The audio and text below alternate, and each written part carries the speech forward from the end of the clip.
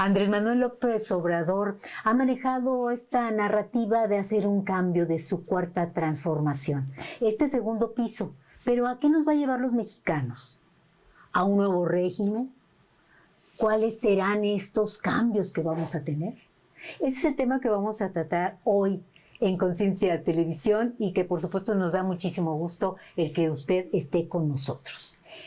Con todos los votos que ha tenido la Cámara de Diputados, la mayoría de Morena con sus aliados, bueno, pues tienen los suficientes votos como para realizarlo. Ya vimos la prueba en la Cámara Baja y ahora, bueno, pasó a la Cámara Alta. Vamos a ver qué es lo que ocurre, pero para platicar de esto y de otras cosas más, nos da muchísimo gusto, como siempre, darle la bienvenida en esta segunda ocasión al licenciado Bernardo González Mora. Él es un destacado analista, conocedor de lo que pasa en nuestra sociedad, maestro, catedrático, es funcionario y que le agradecemos muchísimo que hayas aceptado esta invitación. Gracias por la invitación a los dos. Gracias. Es un gusto estar con ustedes, muy interesante. No, pues gracias. Al contrario, siempre aprendemos. Siempre aprendemos. Y también está con nosotros Gabriel Barra Borjak. Borjak, me da mucho gusto. Cada día te veo mejor. Pareces estrella de cine. Bienvenido. No me hagas reír, licenciado. Bienvenido. Gracias. Pues me da mucho gusto alternar en esta mesa de análisis de Conciencia Televisión con Bernardo González Mora, mi amigo Bernardo González Mora, que pues, ha vivido su vida, además de catedrático, de maestro, dedicado a la política y formador de cuadros, además, y con una gran cultura política, pues que nos ha llevado a que lo invitemos para compartir las visiones de hacia dónde vamos, ¿no?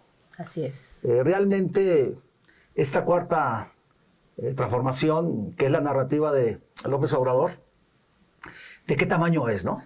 Porque los políticos tienden a ser grandilocuentes, maximalistas, como que si el mundo y la historia empezara con ellos, ¿no? Pero la realidad es otra.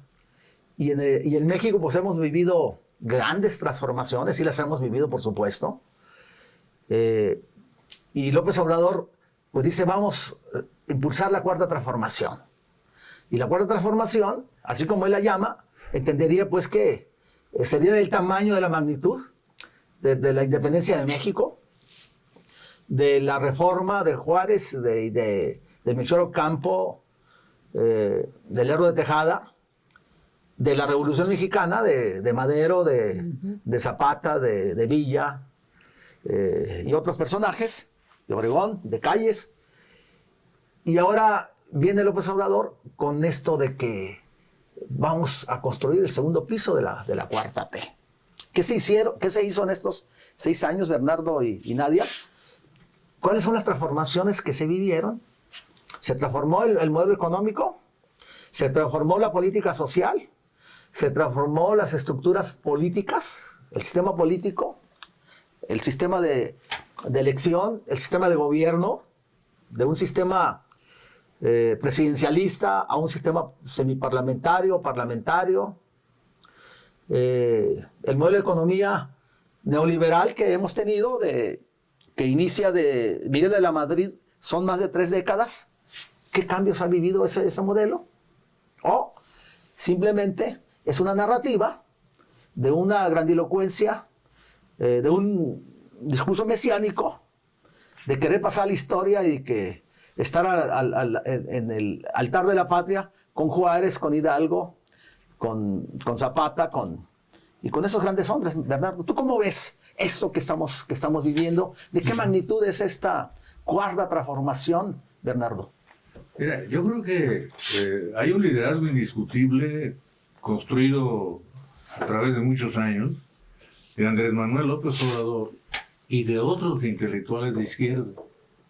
Cuauhtémoc Cárdenas, desde luego, es un factor muy importante para crear una fuerza política que se opusiera a las fuerzas políticas que habían dominado el país, el PAN y el PRI. Y el gran beneficiario de esa fuerza política que construyeron tantos intelectuales de izquierda, Cuauhtémoc, Porfirio Muñoz Ledo, Ifigenia, Graco, etcétera, cuadros, la propia Claudia Sheinbaum, el gran beneficiario ha sido López Obrador, pero hemos caído en una personalización de la fuerza política en el país, concentrada en un hombre que, con todo respeto, no tiene una cultura política envidiable, pasional, vengativo, que fue muy golpeado, efectivamente fue muy golpeado, o sea, su rabia no es gratuita, o sea, le robaron realmente una presidencia, o sea, con Calderón, obviamente que estuvo muy cerca de ser el presidente de la República, y con una visión crítica de lo que era el país, con cierta razón.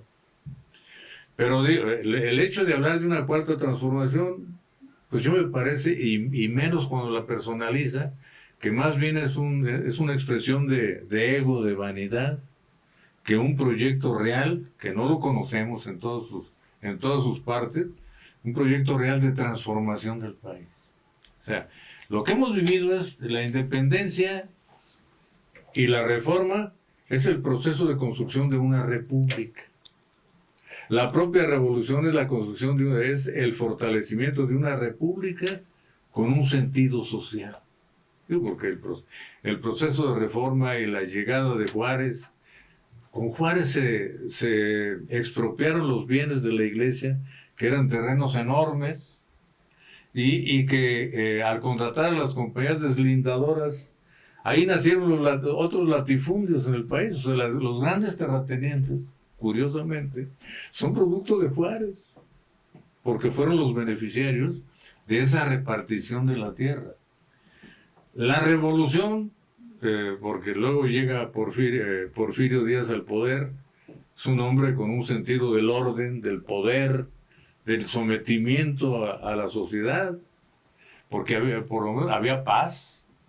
Me acuerdo aquella famosa frase de Porfirio Díaz: hay que matar poquitos para que muchitos vivan tranquilamente. O sea, tenía un sentido del orden.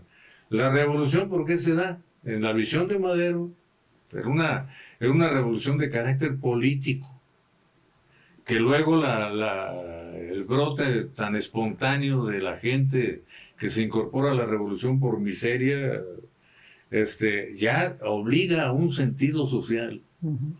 Y gran parte de los ideólogos de la revolución estuvieron alimentados por el magonismo, que el magonismo sí tenía una visión absolutamente social, pero también política, porque eran anarquistas, ellos querían eliminar el Estado, ¿no? como buenos anarquistas, pero sí crear una justicia social.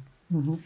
Entonces, el proceso de la revolución, con todos sus defectos, con todas las críticas a los caudillos que se estuvieron disputando el poder, pero estuvo alimentada por una ideología. O sea, la Constitución de 1917, los diputados más radicales modifican, le quitan la moderación que planteaba en la Constitución Venustiano Carranza y le dan un sentido más radical, más social.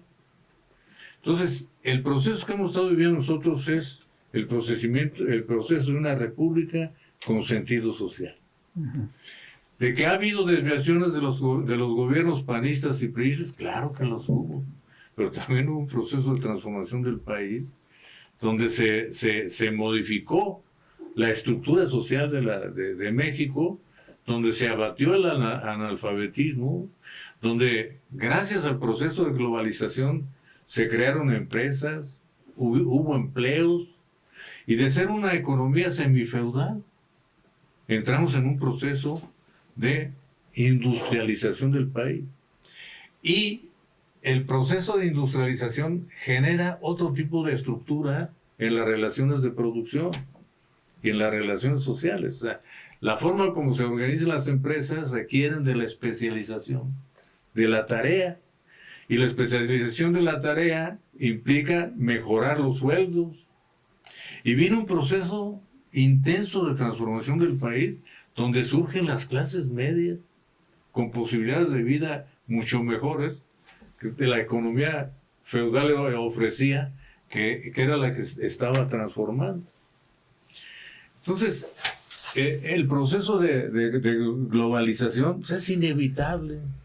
Somos una economía totalmente articulada con la economía de los Estados Unidos. Uh-huh. O somos el principal proveedor de los Estados Unidos y el principal comprador de los Estados Unidos del mundo.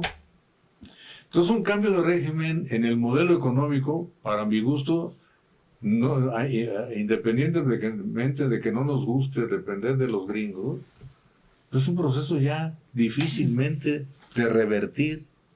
Entonces, cuando hablan de una cuarta transformación, ¿qué quiere transformar? ¿El sistema económico?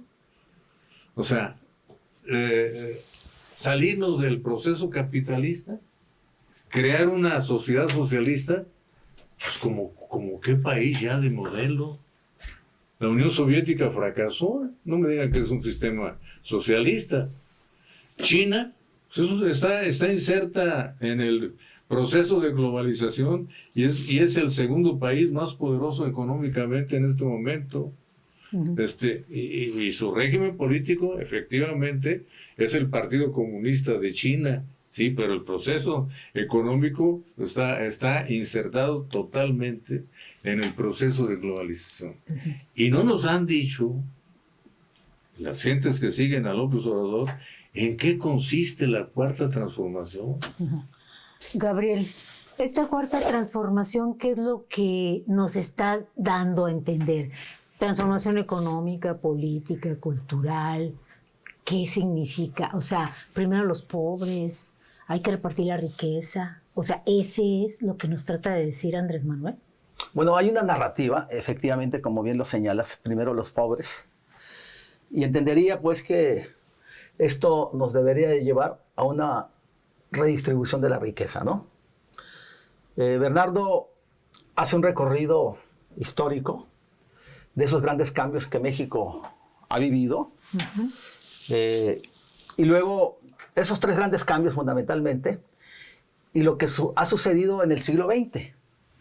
Con esas transformaciones, cuando pasamos del modelo rural a un modelo industrial y luego viene el modelo neoliberal, que es la globalización, que se acentúa, que hoy estamos viviendo, y del cual el gran producto más importante yo creo que es la clase media, el fortalecimiento de la clase media, la ampliación de la clase media. Existía, pero la clase media ha crecido. Yo creo que en el tema económico, esa síntesis es el mejor ejemplo, y creo que nosotros somos ejemplo también vivo de ello, ¿no? Cómo eran nuestras familias y cómo las oportunidades que hemos tenido nos ha llevado a tener un nivel socioeconómico con estudios, con mejor preparación y oportunidades de un mayor crecimiento, ¿no? Y así como nosotros, pues hay muchos que están en esas condiciones.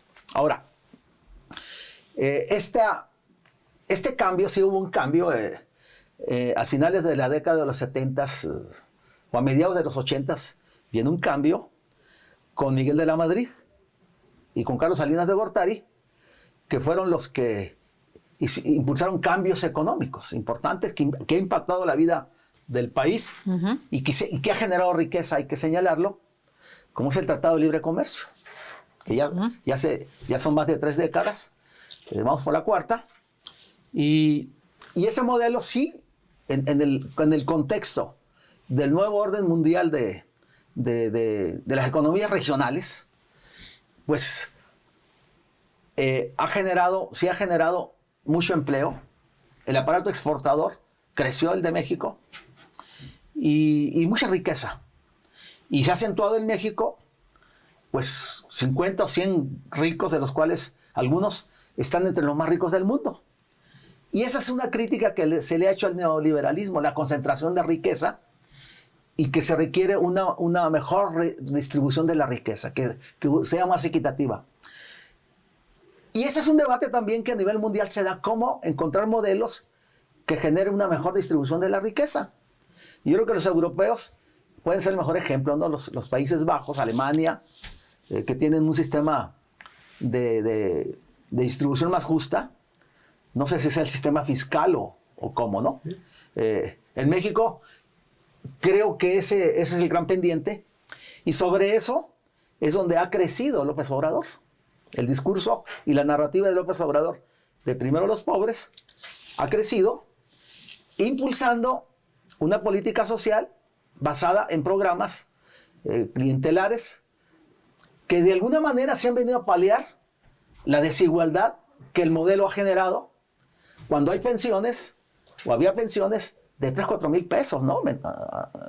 Mensuales. Ahorita, con las reformas que se han hecho, crecieron esas pensiones a 7.500 del Seguro Social. Pero había pensiones de 2, 3, 4 mil pesos, ¿no? No hace mucho tiempo. Entonces, eso generó, este modelo generó, pues que los pobres aumentaran. Más de la mitad de la población está en esas condiciones. Sí creció la clase media, pero la franja de pobres es muy grande. Y aquí vendría la pregunta, porque finalmente una transformación es que impacte la vida social de una comunidad, de una nación. El modelo económico, ¿qué cambios es lo que nos ha ofrecido de López Obrador? ¿Qué diferencia hay entre ese modelo y el modelo de los gobiernos anteriores? El PRIAN, como le llama. Pues vamos a ver que ninguno. Porque los grupos económicos, la oligarquía, como le llaman, la banca, pues la banca sigue siendo inhumana, explotadora, con intereses altísimos. Ricardo Monreal, recuerdo que los quiso tocar cuando empezó el gobierno con una iniciativa, y se le echan encima a los bancos y la extorsión de los bancos, y ese poder de López Obrador, ese apoyo popular, pues no lo pudo traducir en meterle un freno y poner orden a los bancos, a ese poder omnímodo de los bancos, de esa oligarquía tradicional que desde Bolívar ha estado presente en América, ¿no? Es la que manda. Finalmente hay revoluciones, hay cambios, pero siempre los banqueros se quedan sentados intocables, ¿no? Siempre. Entonces, la banca no la tocaron. Los grupos económicos no los han tocado. Los 10 grandes grupos en estos 6 años presumen que las utilidades que han tenido es mayor que los anteriores gobiernos. El sistema fiscal no lo han cambiado. ¿Qué han cambiado? Entonces, en lo económico yo no veo ninguna transformación. Y en lo social, bueno, los programas que llegan a una población de 30, 35 millones de personas, con esos 12, 14 millones de adultos que están integrados y que políticamente pues ha tenido un gran impacto, ¿no? Habría que analizar en lo político, Bernardo, ¿cómo ves tú estas transformaciones en los políticos? Sí. Lo que ha pasado en México en estos 6 años, pues lo que hemos visto ahorita es cómo un partido político se está convirtiendo en un partido hegemónico con sus aliados. Así es. Y eso lo lleva a tener mayoría absoluta en la Cámara de Diputados, y seguramente lo va a tener en la Cámara de Senadores, que le va a permitir impulsar las reformas que López Obrador ha ofrecido, el llamado Plan C, de aquel paquete de 20 iniciativas que anunció el 5 de febrero pasado, que eso se entendería que es el segundo piso de esta cuarta transformación. No sé si tú quieres opinar algo al respecto. Sí, en la Cámara tienen todo, ¿no? Tienen todo para hacerlo, para llevarlo a cabo. Y además, pues, los partidos políticos están borrados. ¿Por qué? Porque no hicieron su tarea, ¿no? Sino que estuvieron viendo sus intereses, viendo sus grupos de amigos, y que pues no han cambiado, y ahora lo estamos viendo como consecuencia. ¿Qué crees que vaya a pasar? O sea, ¿van a seguir empleando, por ejemplo, los programas sociales? ¿A eso le tiramos los mexicanos? Yo lo que observo es que no hay una vocación de atención a los pobres con humanismo, sino como estrategia política dicho por López Obrador. O sea, él mismo lo dijo. Esto es una estrategia política, ayudar a los pobres. Porque ¿de qué sirve que le estén dando dinero a los pobres cuando la inflación, lo que les da no compensa el encarecimiento de la vida? O sea, realmente los pobres no han mejorado. No ha mejorado el sistema de salud. O sea, basta ir a cualquier clínica para ver que no existe medicamentos. Y los que existen no son los que necesita la gente para aliviarse. Yo puedo poner el ejemplo familiar. Los medicamentos que nos pueden dar en el Seguro Social no son los medicamentos que tenemos que consumir, ni mi hijo, ni mi mujer, ni yo. O sea, ¿de qué sirven los programas sociales? Pues es una simple intención política, realmente no están resolviendo el problema de los pobres, ¿sí? Ahora, para poder seguir conservando el poder, tienen una capacidad maquiavélica extraordinaria. O sea, han sabido conquistar los espacios de poder de una manera magistral. O sea, y lamentablemente la oposición, que pudo haber hecho cambios y no lo hizo, pues no tiene la imagen en la sociedad, el prestigio en la sociedad, la confianza en la sociedad para competirle a López Obrador. O sea, no hay manera de que le ganen. No le van a ganar. Van a tener el control político. Aquí el problema es, ¿para qué?